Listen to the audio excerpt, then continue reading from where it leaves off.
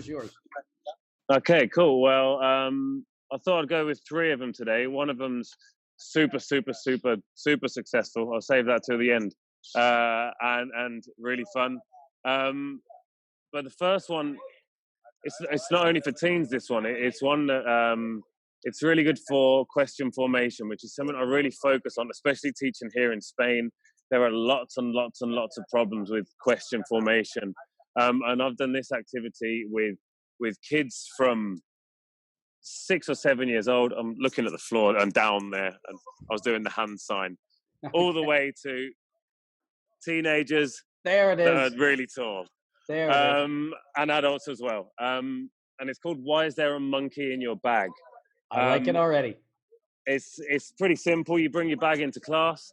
It doesn't have a monkey in it. I'm pretty sure there are laws against that in most countries, that you're not allowed to bring live monkeys into class. So don't actually put a monkey in there. But you hand it to one student and you directly ask them, you look them in the eye, deadpan, and you say, "Why is there a monkey in your bag?" And Jesse, who's obviously the student, would say, because he has to go to school as well. "It's true." What school does your monkey go to, Jesse? Well, he goes to this school, Harry, because he's in our class. Ah, of course. What's your monkey's name? Philip. Philip the monkey. Sorry, his name is Philip. Okay, his name's Philip. Philip the monkey. I'm not sure I've ever met him. What's Philip the monkey's favorite food? He likes peanuts and bananas, and peanut butter on bananas. He's a traditional monkey with an untraditional twist. Yeah. So yeah, these questions, you can go around the whole class. You can go on and on and on and on and on. I've got a persistent fly, by the way. So if you see me hitting myself, it's not just for dramatic effect. Your camera's so clear, I saw the fly before you swatted it. Well, there you go. The questions can go on and on and on. And then when you see it tailing off, you get the person with the bag, which is you in this case, to hand the bag to another student, and I'm going to ask them why they have something else in their bag. Like, I don't know, why do you have a motor torpedo boat in your bag? Or, you can... So the second person would kind of like invent another name or invent exactly another thing that... Okay.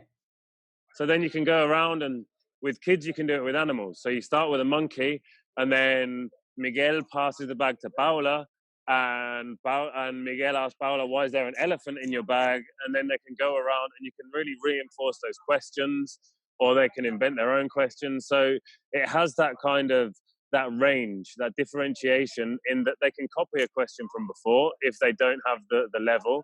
But if they do have the level, they can go wacky, they can go out there, and they can be creative. So it kind of aids everybody in this situation, and it really helps with question formation.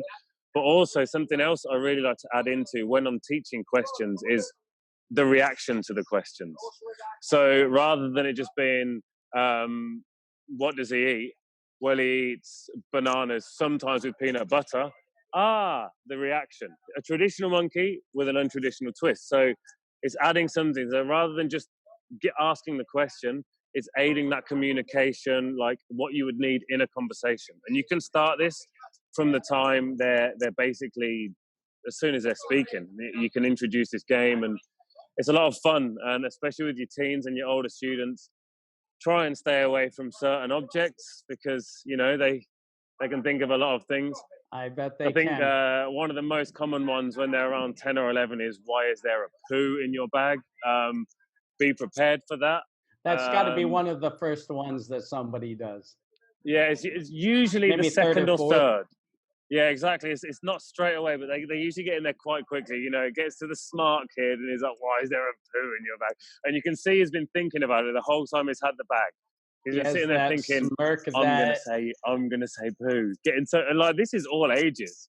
You get the 16-year-old boy like, "Why is there a poo in your bag?" Ha ha ha. They all burst out laughing. You laugh as well, because when is poo not funny in an That's English another class? thing. Don't be afraid to laugh at your students' jokes if they're funny. Yeah. We don't have to always be the serious, stickler. in there. No, exactly. I've laughed at students' jokes and then told them they can't say that in certain cases, but like, it's funny. It's funny. Come on. Yeah. Enjoy Yeah, your and also they get a lot more out of it if you laugh. It boosts their confidence, and rather than you just saying you can't do that. I mean, you know, it depends on the joke. You know, Sure. everybody knows where to draw a line. You know, nothing overtly offensive or, you know, about another student, but you know, if they make a funny joke, it's worth laughing about.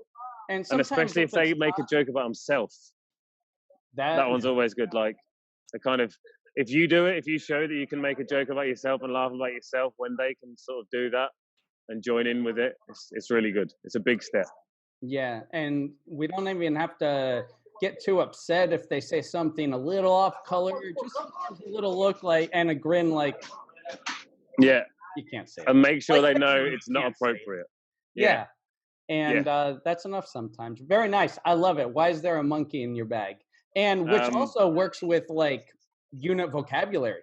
If you're learning about like kitchen appliances or school items or something. Exactly. And you can get them to spell it out if you want them to, you know. So why is there a DOG in your bag?